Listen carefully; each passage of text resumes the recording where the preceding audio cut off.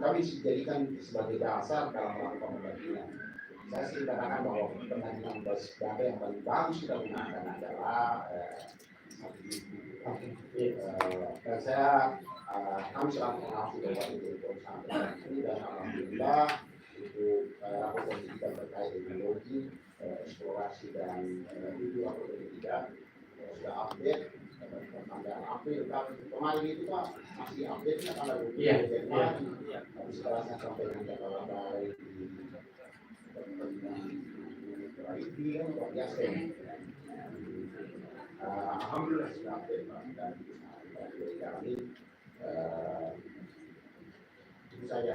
Oke, baik. Ya. Untuk payment ini Pak masih tanggal 21. Iya, betul. Iya, baik. Terima kasih Pak Dr. Jadi memang data kita ini akan disempurnakan di satu DIK ya. Jadi selain data rapor pendidikan, kita data satu DIK. Kalau selama ini yang ada itu untuk perencanaan berbasis data, Bapak Ibu, hanya unduh, login. Nah, nanti akan diperbarui lagi, akan disempurnakan satu lagi dashboard untuk melihat apakah data rapor pendidikan itu digunakan untuk perencanaan dan penganggaran.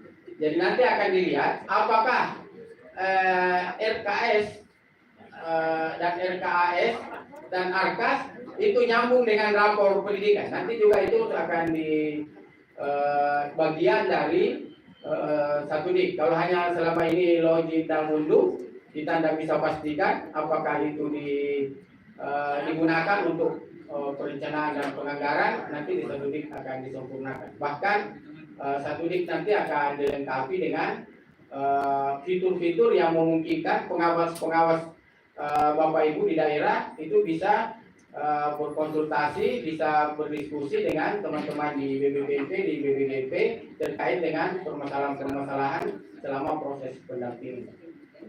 Ya, jadi nanti datanya ada banyak sumber data ya. Tapi data utama kita adalah rapor pendidikan, khususnya untuk menentukan kriteria-kriteria yang ada di indikator yang ada di tadi itu transformasi satuan pendidikan, khususnya di sekolah penggerak. Nah, untuk pelaksanaan pendampingan nanti ada penyiapan bahan pendampingan. Kalau bahannya sudah ada di PMN, maka cukup diakses PMN. Kemudian setelah ada bahan pendampingan, jadi ada jadwal, ditentukan strategi pendampingannya, tersedia bahan pendampingan, kemudian pelaksanaan pendampingan berdasarkan hasil perencanaan. Setelah itu ada pengembangan instrumen pemantauan dan evaluasi, penentuan jadwal pemantauan, kemudian pelaksanaan pemantauan dan rencana tindak lanjut untuk menindaklanjuti hasil pemantauan. Jadi Bapak Ibu, kita berharap pengawas di pendampingan pengawas di satuan pendidikan, khususnya di sekolah penggerak ini ada dalam siklus ini, sehingga tidak semua bisa diukur, kemudian rencana-rencana strategisnya itu bisa kita rencanakan dengan baik. Nah,